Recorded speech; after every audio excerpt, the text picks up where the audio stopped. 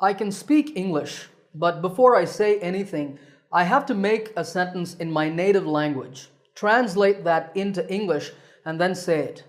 I feel like I'm not speaking fluently because of this. That is one of the most common complaints I hear from my students. So in this lesson, I'm going to teach you 3 exercises that will help you to stop translating in your head. These exercises will make you think 100% in English and speak fluently without hesitation. So let's jump right into it. Here is exercise number 1. Make sentences in your head. This is the number 1 fastest way to start thinking in English.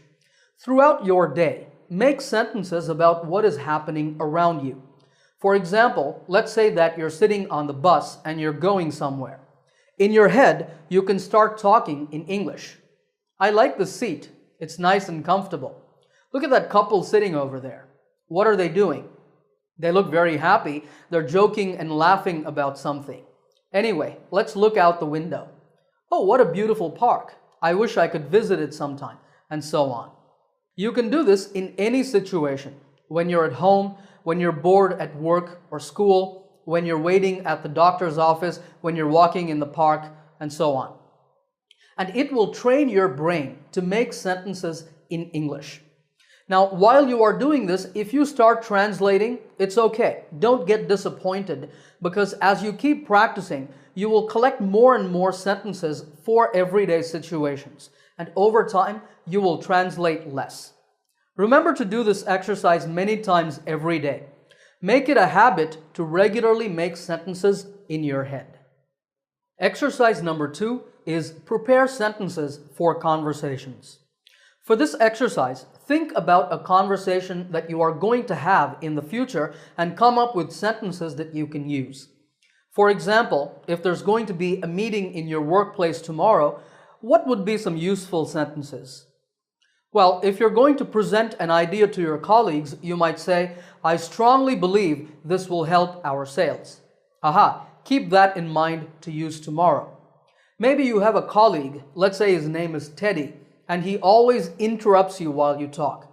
If he does that tomorrow, you can say, hold on, Teddy, let me finish. There's another sentence.